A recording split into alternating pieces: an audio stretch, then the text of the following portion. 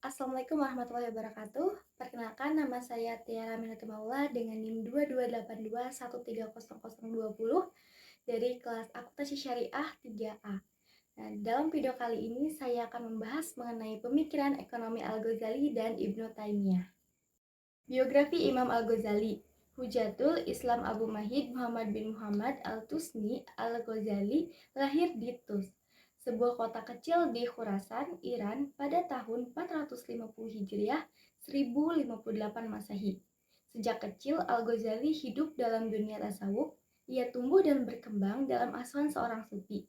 Nah, sejak muda, Al-Ghazali sangat antusias terhadap ilmu pengetahuan, tidak hanya satu bidang ilmu, akan tetapi multidisiplin ilmu, sehingga tidak mengherankan jika ia sangat ahli dalam bidang tasawuf, filsafat, logika, fikih, matematika, dan lain sebagainya. Perjalanan intelektualnya diawali di kota Tus. Di sana ia belajar bahasa Arab dan fikih, kemudian belajar usul fikih di kota Jurjan. Berikutnya di Naisabur berguru kepada Al-Haramain Abu Al-Ma'ali Al-Juwaini. Setelah itu ia berkunjung ke kota Baghdad dan menjadi guru di Madrasah Nizamiyah. Berikutnya ia menuju Syria selama 2 tahun, kemudian pindah ke Palestina untuk merenung dan membaca setelah melakukan ibadah haji dan menetap beberapa lama di Mesir. Al-Ghazali kembali lagi ke tempat kelahirannya di Tus untuk berhalwat selama 12 tahun sampai berhasil menghasilkan banyak karya. Di antaranya adalah Ihya Ulumuddin. Nah, selanjutnya ia dipanggil lagi mengajar di Madrasah Nizamiyah dan terakhir kembali lagi ke tempat kelahirannya sampai akhir hayatnya pada tanggal 14 Jumadil Akhir 595 atau 19 Desember 1111 Masehi. Pemikiran ekonomi Imam Al-Ghazali. Pemikiran ekonomi Imam Al-Ghazali memiliki sebuah kemenarikan karena pemikiran ekonomi Al-Ghazali didasarkan pada pendekatan tasawuf, karena pada masa itu orang-orang kaya, berkuasa dan syarat prestasi sehingga sulit menerima pendekatan fikih dan filosofis. Nah, cara pemikiran ekonominya dituangkan dalam kitab Ihya Ulumuddin, Al-Mustashfa, Mizan Al-Amal, dan Al-Tibra Al-Masbuk fi Nasihat Al-Muluk. Pemikiran ekonomi Imam Al-Ghazali dalam konsep maslahat dalam ekonomi Islam. Pemikiran sosial ekonomi Al-Ghazali berakar pada konsep yang ia sebut sebagai fungsi kesejahteraan sosial Islami. Tema yang menjadi pangkal tolak seluruh karyanya adalah konsep maslahat atau kesejahteraan sosial, yakni sebuah konsep yang mencangkup semua aktivitas manusia dan memuat kaitan yang erat antara individu dengan masyarakat. Hemat dalam konsumsi Islam. Imam Al-Ghazali mengupakan pandangan tentang konsumsi dalam Islam yang mencakup konsep keseimbangan dan kewajiban agama. Ia membagi konsumsi menjadi dua keadaan, yaitu boros dan hemat, dan menyatakan bahwa yang terpuji adalah perilaku berhemat. Konsep konsumsi dalam Islam menurut Al-Ghazali adalah mencakupkan kebutuhan dasar tanpa pemborosan dengan fokus pada keseimbangan, rasionalitas, dan kewajiban agama, serta mendukung kebaikan sosial dan kepedulian terhadap sesama melalui amal dan bersedekah. Harga dan mekanisme pasar Imam Al-Ghazali. Imam Al-Ghazali menjelaskan bahwa pasar adalah tempat di mana manusia mencari penghidupan. Ia adalah tempat di mana orang yang menawarkan barang atau jasa bertemu dengan orang-orang yang memerlukannya.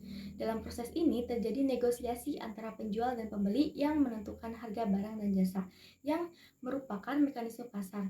Nah, Al-Ghazali juga mengkritik keuntungan yang dianggap berlebihan. Dia menggunakan istilah berlebihan untuk merujuk pada praktik-praktik atau tingkat keuntungan yang di luar batas normal. Hemat dalam konsumsi Islam. Menurut Al-Ghazali, negara dan agama tidak dapat dipisahkan karena agama adalah dasar yang mendasari negara dan pemerintah adalah pelindung serta penegak agama. Nah, peran penting negara adalah untuk menjaga keadilan dan memberikan keamanan bagi seluruh warga negara dalam aktivitas ekonomi. Nah, Al-Ghazali juga menyoroti pentingnya institusi hizbah yang bertugas menegakkan etika dan keadilan serta memastikan keamanan dan ketertiban di pasar. Dengan demikian dapat disimpulkan bahwa agama dan keadilan adalah landasan utama yang harus ditegakkan oleh negara untuk memberikan manfaat kepada rakyatnya dalam berbagai aspek kehidupan. Biografi Ibnu Taimiyah. Nama sebenarnya adalah Taqi ad-Din Abu Abbas Ahmad Ibnu Aban Al-Halim, Ibnu Abbas As-Salim, Ibnu Taimiyah Al-Harani yang dilahirkan di Haran pada tahun 1263 Masehi.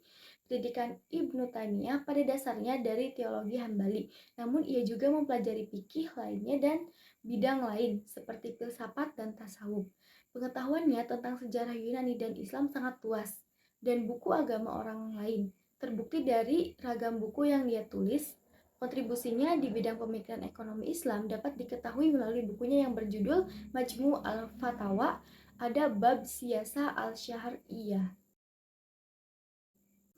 Ibnu Taimiyah berasal dari keluarga yang berpendidikan tinggi.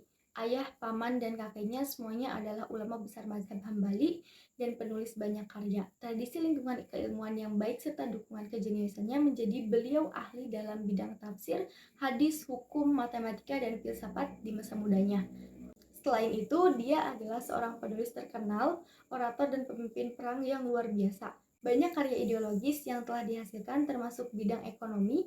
Ide-ide ekonominya dapat ditemukan dalam banyak tulisan seperti Majmu' Fatawa Syaikh al-Islam, As-Siyasah Asy-Syairiyah, Fi Islah Ar-Ra'i wal Ar-Ra'iyah, serta Al-Hasbah Fi Al-Islam. Pemikiran ekonomi beliau lebih banyak pada wilayah makroekonomi seperti harga yang adil, mekanisme pasar, regulasi harga, uang, dan kebijakan moneter. Pemikiran ekonomi Ibnu Taimiyah, mekanisme pasar. Pandangan Ibnu Taimiyah tentang mekanisme pasar menekankan peran penting penawaran, permintaan, produksi, dan impor dalam menentukan harga barang, sambil mengakui bahwa aspek alamiah juga memiliki dampak pada fluktuasi harga. Mekanisme harga, Ibnu Taimiyah menekankan pentingnya prinsip darar, yaitu tidak merugikan atau melukai orang lain dalam menentukan harga dan menerapkan keadilan dalam aktivitas ekonomi. Ibnu Taimiyah berharap dapat mencegah ketidakadilan dan penindasan dalam transaksi ekonomi. Regulasi harga adalah pengaturan terhadap harga barang-barang yang dilakukan oleh pemerintah. Ibnu Taimiyah menekankan pentingnya campur tangan pemerintah dalam situasi di mana pasar tidak berfungsi sempurna dan harga naik, baik faktor seperti monopoli atau ketidaksempurnaan pasar.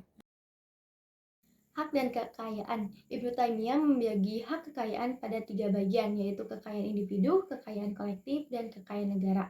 Kekayaan individu itu pengguna kekayaan individu ini tetap pada batas-batas yang wajar, tidak boros atau membelanjakannya di jalan yang dilarang oleh syariat.